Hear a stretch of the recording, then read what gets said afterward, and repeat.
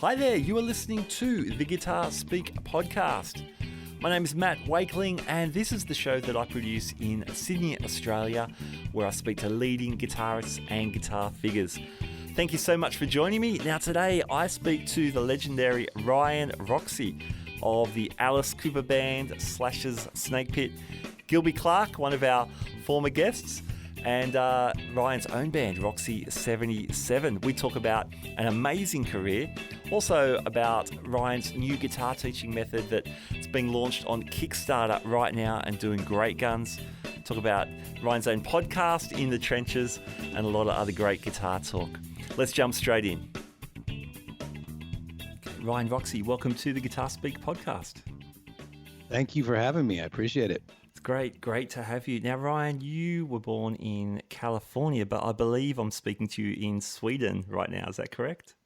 Yes, I am holed up in my son's bedroom, which I've turned into a recording studio slash filming studio for all the stuff that I'm doing now with guitars and guitar lessons and podcasts. But yeah, I'm in Stockholm, Sweden, indoors, and it's quite a switch for a California guy like me that grew up in the sun to, for the last 15 years or so, being in, I guess, perpetual winter. Yeah. Man, I was in Sweden about 20 years ago and loved it. Did a little bit of playing there and some stuff. It was beautiful. And Stockholm particularly was a beautiful city. So I guess this is a family thing. You've got family there.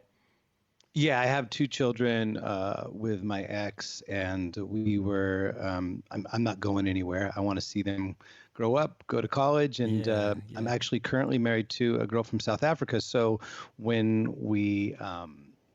the kids are ready to head off to wherever university they may be going, I think me and my wife will go down to South Africa and sort of hang there where the sun is out a bit more. True. Well, that's where we are, Southern Hemisphere. It goes okay. Hey, Ryan, I saw you in 2017 with Alice Cooper, and I did a review of that show, and I loved it so much for a lot of reasons, not least of all to see you guys live. And I think Ace Frehley was opening. Yes. That was a great tour.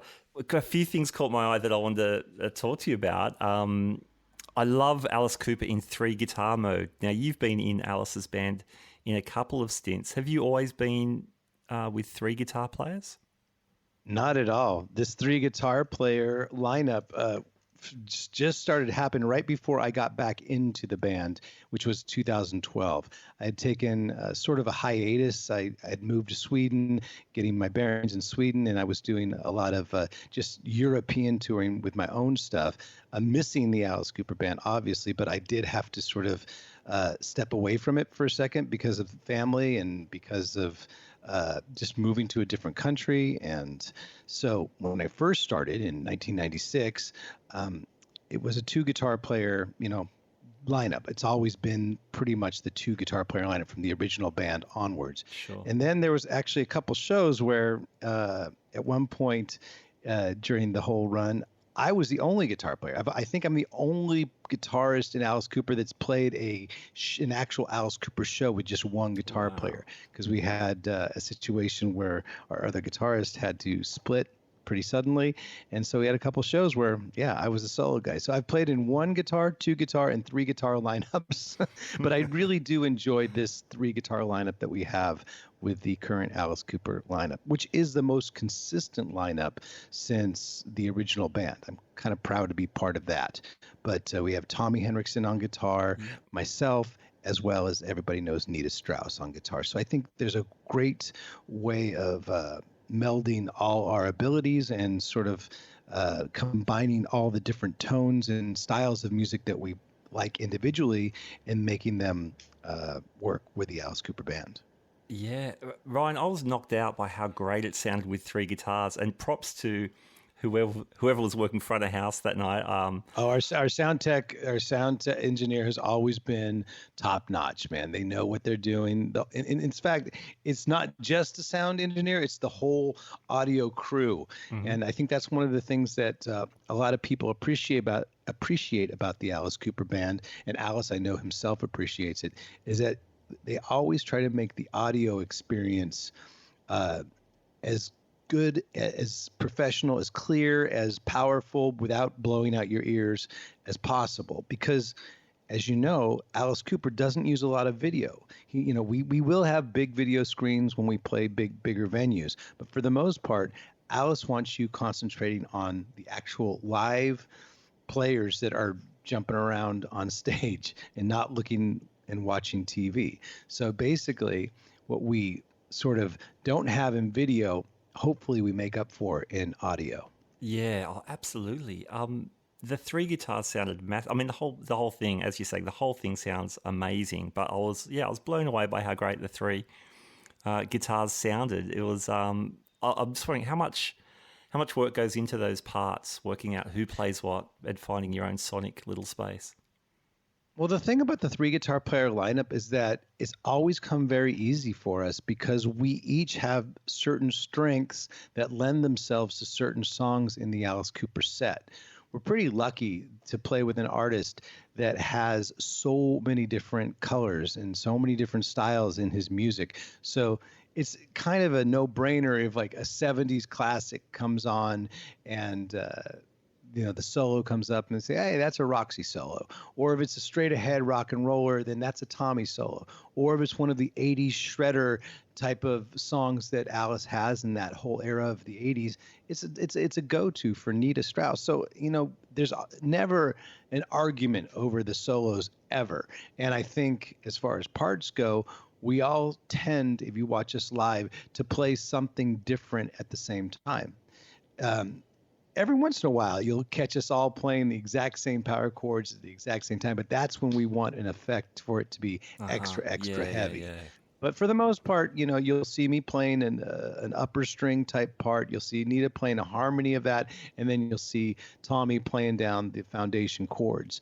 And that's sort of our recipe for it. But I am really happy that our sound technicians do separate the tones, and that's the one biggest compliment I get. And it's happy for me to hear every single night is when people say, hey, I heard each and every one of your guys is soloing. So it makes us happy. Yeah, it's very, very cool. Very cool. And it looked like you're having just way too much fun up there. We are. We're actually, it's I know that there's some bands out there that, say, hey, great, sex, drugs, rock and roll, we're just one big party machine. No, we're not a big party machine. We're like kind of like a family. We're almost like I don't remember that 70s show, The Partridge Family. We're like a family that travels on a tour bus. And of course, we have our fun, but it's not crazy, but we genuinely like each other and respect each other for every strength that comes into the band. And I got to say that comes from the top. That all comes from Alice being so secure with his celebrity, so secure and cool with his iconic status that we just kind of take the lead from there, and we're lucky enough to ride the coattails. That's cool. It's interesting you say family. I spoke to Orianthi about a week ago or so, and we talked about her time with Alice and with you and Tommy on guitars. And she said the same word. She said, those guys are like my brothers. It was just such a family vibe. Yeah, I actually just spoke to Orianthi myself over the Easter weekend and got her to come on my podcast when the schedule clears up. So I know we support each other and our individual projects as well, because we know that, and I say this a lot in my own guitar clinics, and I say this a lot in my own podcasts and stuff, the next gig that you'll probably get as a musician, the next band you'll be in it'll be solely responsible for the people that you're playing with currently. Someone from that group or someone that you've played with before will give you the connection to play with the next band you're in. So you always should be cool to your bandmates. You really should. Whilst there was no competition amongst the three of you guys, you definitely won the most guitars on a gig prize for that gig I saw. Well, I mean, I definitely have a nice arsenal of guitars at this point. It's sort of my dream lineup of guitars. I might bring a few more out once they give us the thumbs up to go out and start touring again. But for many years now, I've been lucky enough to carry with me a bunch of different Gibson models because I think, for one company that makes all those different types of body shapes, whether it's the Flying V, the Explorer, the 335, the SG, the Firebird, and I also, of course, the classic Les Paul. I play them all. So I call it the Gibson Big Six. And then I've also added a Fender Stratocaster because, that has to be one of the most iconic shapes as well, thrown in there. So, yeah, I think I get, I'm a little spoiled being there, there with that many guitars. Trust me, it's not like that when I do my solo touring for my solo band. It's basically me and my Les Paul in a rent-a-car. Okay. That's cool. That's very cool. And what are you using for amps? We use a bunch of different types of setups over the years. I mean, for the most part, I've always been a Gibson guitar into a Marshall amp. That's always been my recipe for rock and roll. Mm-hmm. And I kind of think as little in between as possible. Obviously, with Alice, and we don't have keyboards or piano, so we do need to mask those parts with colorings, like whether it's chorus or extra flanging or vibratos, whatever, those types of pedals. But I always try to keep the signal as clean as possible, just the guitar going into the amp. And my amp of choice for so many years has been the JCM 800 Marshalls. I love those. They just have the right balance of power and overdrive and cut that I love. It's all those classic albums that I enjoyed listening to growing up, whether it's an AC/DC album all the way up to Guns N' Roses' first Appetite for Destruction album. You can't deny that amazing Marshall tone that comes out of Slash's amp on that first album, no doubt. But, as times evolve, we've gone through some different types of changes, and with my different lineups of like what I do, whether it's solo touring or guitar clinics or the actual big rock show with Alice, I changed the setups and the amp setups sometimes. I've been experimenting with a thing called Amp One, the blue guitar pedal unit, which is an actual amp that can fit on a pedal board. It sounds as close to a Marshall as I've ever heard any other amp sound, and it fits on my pedal board, and I can fly with it. It's amazing. Also, modeling amps, use them in the studio as well as Kempers and, plugins and all that kind of stuff. We do use that. And this new current set, we have some Kempers out there as well. So it's a combination between modeling amps and the real amps, I think, that you're hearing on a lot of records these days. Nobody really wants to talk about it. Everybody always wants to go, oh, I'm old school. Well, yeah, you can be old school, but you have to understand you also have to play over 100, 150 shows a year, possibly even more. You need to sound consistent and the same as well. And you can't be going through, 5 or 6 amps every single month if you're at that level. So I don't know. It's like I said, I've always been very lucky with my Marshalls, and I know most people are. So I'm spoiled in the fact that I get to use the best, I think, of every world, whether it's, Marshalls, Kempers, or, like I said, the floor units that I'm using with the blue guitar. Cool. I hope that's not long enough an answer. I might have just broke the record for the longest sentence ever said. Well, as another podcaster, it's this is what podcasts are for. So go for it. A long answer is fine. What I've realized about podcasting and hosting and doing one are two different things. Hosting one, I have to learn how to shut my mouth. But when I'm doing a podcast, that's when I just go, I just talk. It's like me being on stage at one of my solo shows in between songs. Sometimes, my raps in between are longer than the actual songs themselves. Tell me about the System 12 guitar method. So this is a thing you've recently launched on Kickstarter, which has smashed its goal, I must say. Congratulations on that. Well, thank you very much. I mean, what we've done is not something that's taken, we didn't do it like, oh, it's a spur of the moment thing. We've been working on a guitar method. I've actually been teaching guitar lessons since I was 16 years old. Since I was a kid, I was, out there trying to. That's how I made my pocket money growing up. To be honest with you, I just taught the same riffs and the same sort of licks that I was learning. I would pass them on to either kids my age or maybe a little bit younger. And then it just kind of evolved, and I did a bunch of online lessons with a Swedish company here called Play Along, and I've done a bunch of different series. But then all throughout the years, I've been gathering these sort of shortcuts, and I call them guitar life hacks, ways of looking at the guitar that maybe other people don't see right off the bat, that make it easier to understand. And me and a bunch of guys got together. I'm sort of the face of System 12, but I have a couple other actual teachers that have experience as well on the team.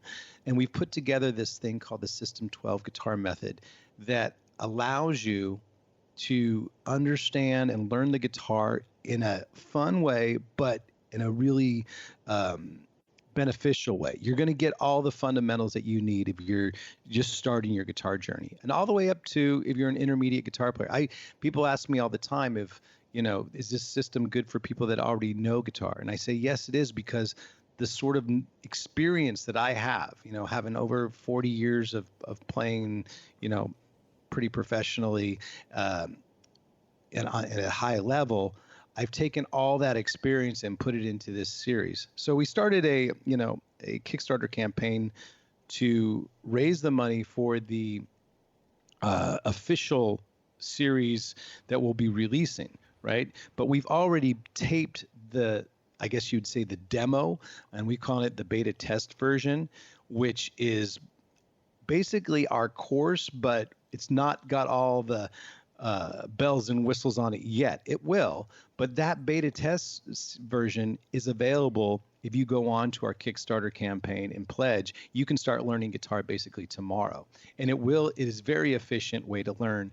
And so far, everyone that's been signed up and pledged and on their way to learning guitar has been really happy with it. So if there's anybody that wants to go out there and start learning guitar today, right after this podcast, maybe you can check out ryanroxie.com, and right there is a button that says visit the Kickstarter campaign, and go there and basically hear me talk about it for another 5 minutes because that's basically what I do. I have a video there that explains it and explains all the different tier levels of how you can contribute and how you can learn it. So I guess it's never over till it's over, but we're doing pretty good right now. So knock on wood that people keep on contributing, and we still keep, because everything's going to go back into promoting this 12 system, because I really do feel it's my sort of goal, my next big goal to achieve is to teach as many people guitar as possible. Awesome. That is so cool. That is so cool. And I think as we speak, in about mid-April, there's another 32 days or something to go. I had a look earlier. So yeah, definitely worth checking out. You on the blurb, it says it differs from traditional methods, and you mentioned guitar life hacks, which definitely I'm sure you've earned and learnt many of those on the road. Can you explain how this method differs? One or two of them? Yeah. I can easily give you guys some free hints right out of the gate, because a lot of people don't realize how simple playing guitar can be. I'm not saying it's oh yeah, just pick up the guitar and you can start playing today, but little common sense things that maybe you don't see. Like, and you're intimidated by this instrument with 6 strings, and all of a sudden it's got this super long guitar neck with all these different frets and all these different notes. Well, at the end of the day, there's literally only 12 notes in music. All right, there's 7, whole notes, A, B, C, D, E, F, G, and there's sharps and flats. So at the end of the day, there's only 12 notes that you have to learn and memorize. And let's be honest, not everybody, unless you're playing hardcore jazz, learns, sharp and flat chords, all the time. They don't use that. What you normally use is your A chord, your power A chord, your power E chord, your D chords. And those are the things that I feel people get psyched out when they first look at the guitar. They're just intimidated, and they don't have to be. So you have 12 notes total. And on the guitar neck itself, if you ever look at those dots that are on the top of that neck, you see the double dots. Guess where that is? That's on the 12th fret.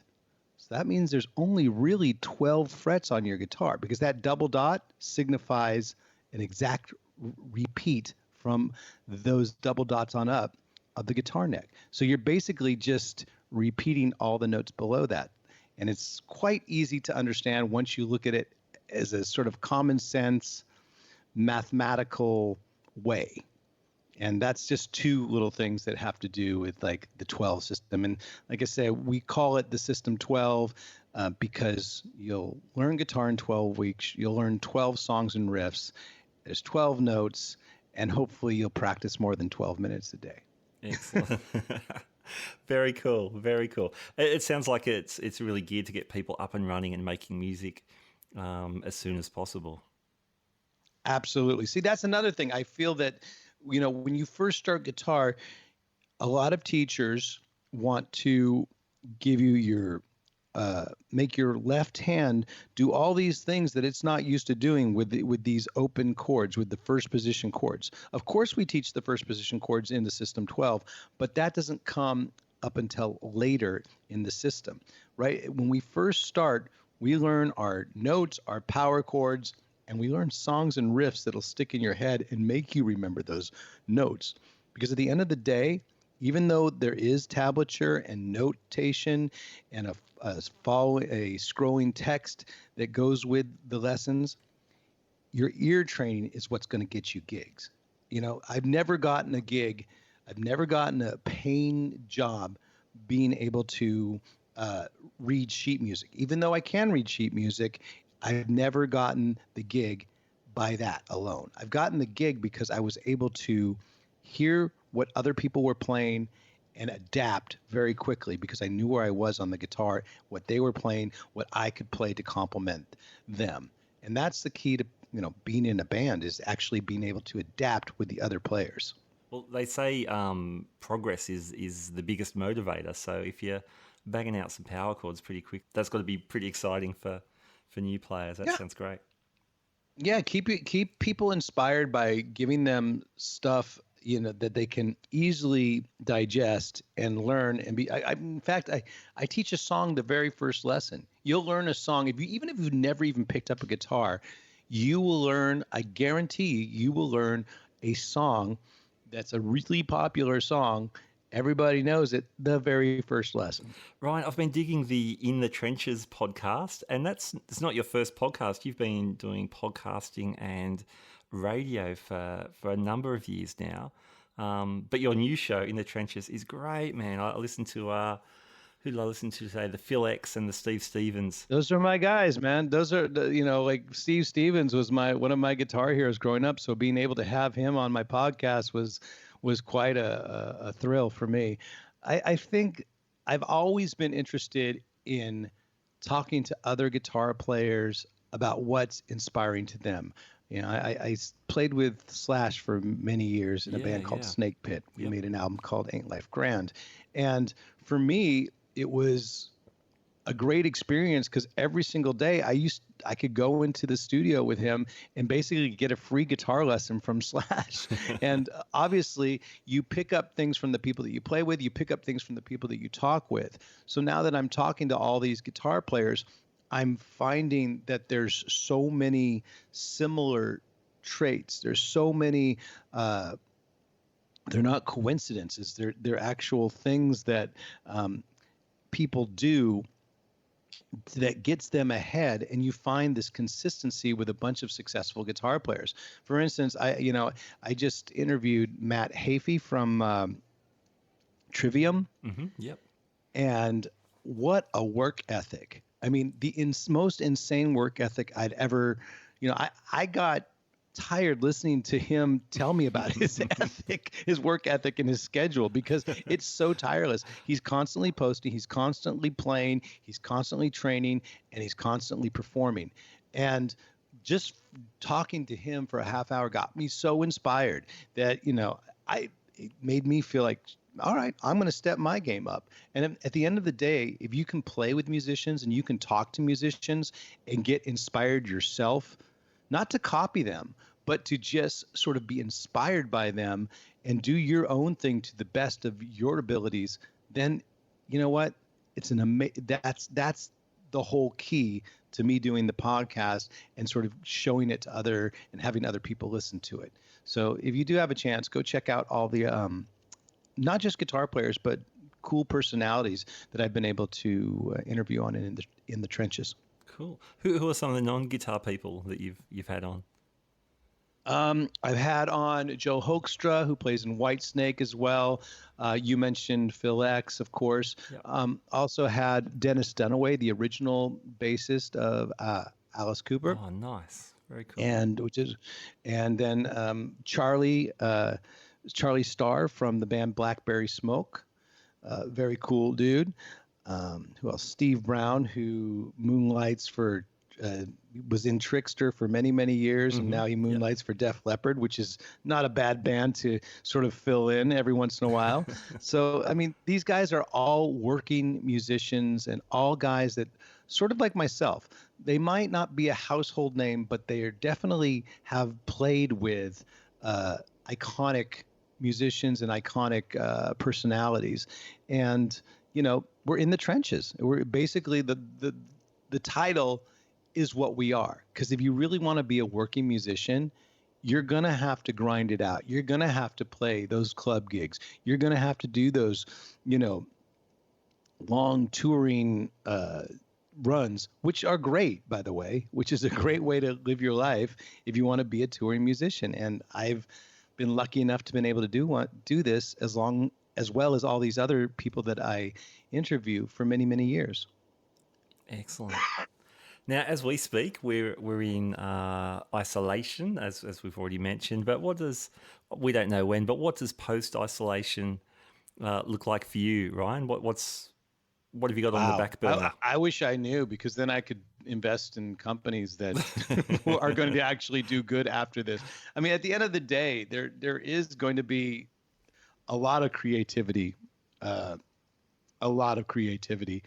that gets produced during this period. You know, I read somewhere that all of Isaac Newton's theories came up during the Black Plague. You know, isolation, when they were quarantined in that. So I think there's going to be a lot of amazing things that happen, whether it's technology-wise, or if it's just music-wise. Imagine how many people, you know, we all have home studios, and everybody is, to a varying degree, you know, good or bad or learning it. There's going to be a lot of great music that comes out of this. There's also going to be a lot of new skills that people will have to learn, because who knows what it's going to look like on the other side. Is touring going to be the same? Is it going to be as easy to travel from country to country? Nobody really knows all these things. You know, no one's ever, we're in a place in our history where, you know, we've never stopped an economy and then tried to start it again. No one knows what's going to happen there as well. So what I'm doing right now is I'm just trying to find different stages and different places to perform on. And for me, luckily, the podcast is a good stage for me to perform and talk and inspire people, as well as the guitar lessons, getting as many people to learn guitar. Because if you are stuck at home, what better way to spend your time once you've watched all your Netflix shows, once you've watched all the old movies that you had to get out of your system and haven't seen yet, then learn something new. And I can't think of a better instrument to learn than guitar. So, like I said, on the other side, we'll see. I hope it gets back to regular touring. I want to be back on that tour bus playing in front of people all over the world, as bad as anybody does. I know the whole entire band does. But, you know, at this present time, we just need to, you know, play the hand we've been dealt and not just go doom and gloom and say, oh, it's all over, everything sucks. I want it to say, okay, well, what can we look for the positives in it? You know, how many people can learn guitar now in this period? How much content, how much positive, inspiring stuff can I create, even though I'm in like I said, my son's room, recording and filming every single day? What kind of content can I record that's going to actually make things better, more helpful, and more inspiring?